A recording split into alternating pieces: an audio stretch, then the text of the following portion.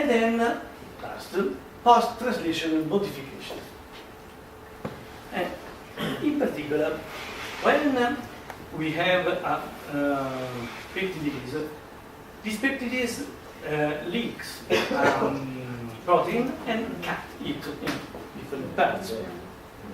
If I use the peptidase in solution, then my final result is a mixture of fragments coming from the protein to digest and from the peptidase itself.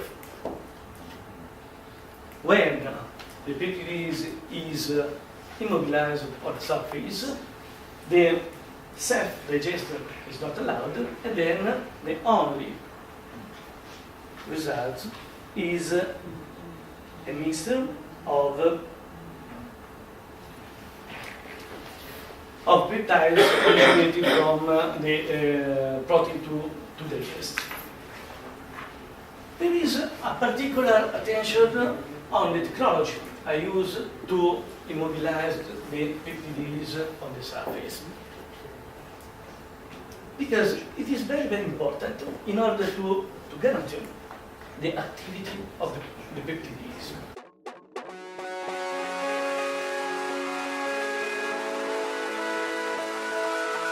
Answer to this question using proteomics, and proteomics in vaccine research has been successful in identifying new vaccine candidates, and this is one paper that was published in 2006 reporting the identification of a new vaccine candidate for group A streptococcus.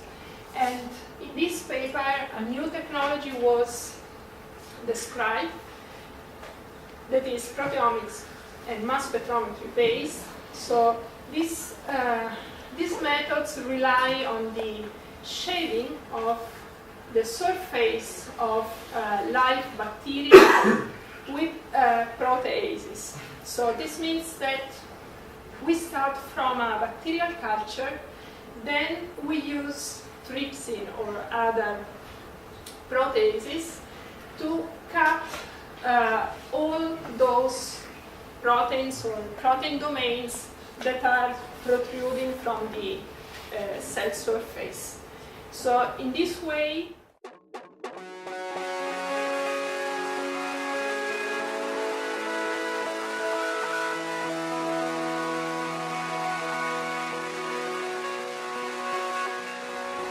very small capillary of 1 microliter.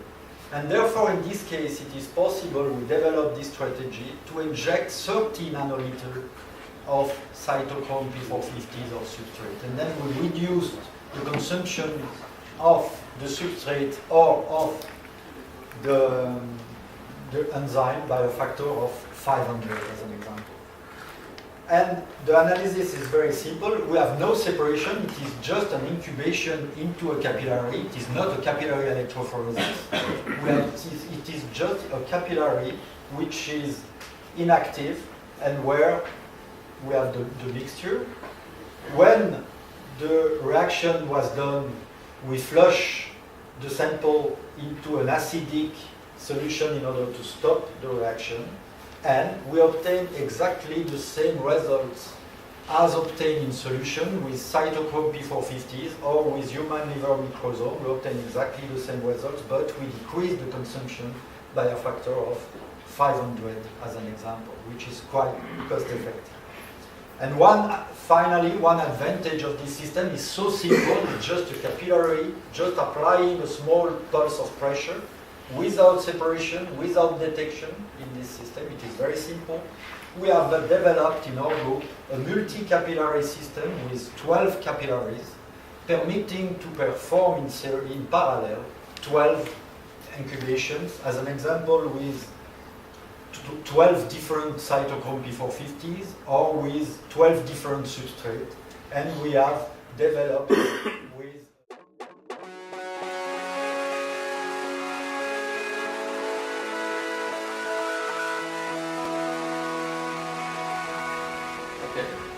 you can see how the tip is following the liquid here. and again for the organic liquid. Yeah. So the tip is always following the liquid, and you can also calculate the volume of the liquid, because when you have a proper Lapoy definition, then you can hit the liquid level, and then you can in that way calculate the volume that is in your bottle, or in the deep well log, for example.